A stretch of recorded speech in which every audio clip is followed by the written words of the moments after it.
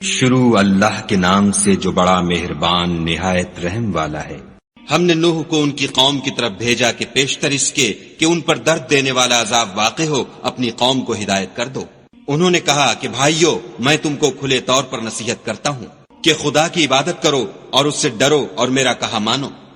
وہ تمہارے گناہ بخش دے گا اور موت کے وقت مقرر تک تم کو مہلت عطا کرے گا۔ جب خدا کا مقرر کیا ہوا وقت آ جاتا ہے تو تاخیر نہیں ہوتی، کاش تم جانتے ہوتے۔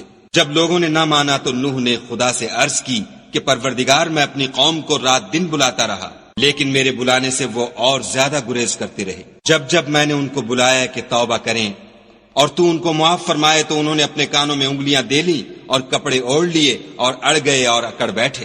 پھر میں ان کو کھلے طور پر بھی بلاتا رہا اور ظاہر اور پوشیدہ ہر طرح سمجھاتا رہا، اور کہا کہ اپنے پروردگار سے معافی مانگو کہ وہ بڑا معاف کرنے والا ہے۔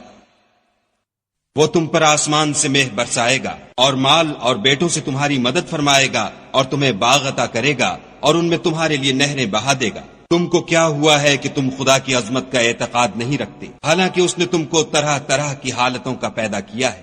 کیا تم نے نہیں دیکھا کہ خدا نے 7 آسمان کیسے اوپر تلے بنائے ہیں، اور چاند کو ان میں زمین کا نور بنایا ہے اور سورج کو چراغ ٹھہرایا ہے، اور خدا ہی نے تم کو زمین سے پیدا کیا ہے، پھر اسی میں تمہیں لوٹا دے گا اور اسی سے تم کو نکال کھڑا کرے گا۔ اور خدا ہی نے زمین کو تمہارے لیے فرش بنایا تاکہ اس کے بڑے بڑے کشادہ رستوں میں چلو پھرو۔ اس کے بعد نوح نے عرض کی کہ میرے پروردگار، یہ لوگ میرے کہنے پر نہیں چلے اور ایسوں کے تابع ہوئے ہیں جن کو ان کے مال اور اولاد نے نقصان کے سوا کچھ فائدہ نہیں دیا، اور وہ بڑی بڑی چالیں چلے اور کہنے لگے کہ اپنے معبودوں کو ہرگز نہ چھوڑنا، اور ودہ اور سوا اور یغوس اور یعوق اور نصر کو کبھی ترک نہ کرنا۔ پروردگار، انہوں نے بہت لوگوں کو گمراہ کر دیا ہے، تو ان کو اور گمراہ کر دے۔ آخر وہ اپنے گناہوں کے سبب پہلے غرقاب کر دیے گئے، پھر آگ میں ڈال دیے گئے، تو انہوں نے خدا کے سوا کسی کو اپنا مددگار نہ پایا۔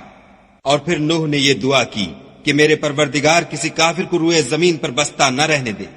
اگر تو ان کو رہنے دے گا تو تیرے بندوں کو گمراہ کریں گے، اور ان سے جو اولاد ہوگی وہ بھی بدکار اور ناشکر گزار ہوگی۔ اے میرے پروردگار، مجھ کو اور میرے ماں باپ کو اور جو ایمان لا کر میرے گھر میں آئے اس کو اور تمام ایمان والے مردوں اور ایمان والی عورتوں کو معاف فرما، اور ظالم لوگوں کے لیے اور زیادہ تباہی بڑھا۔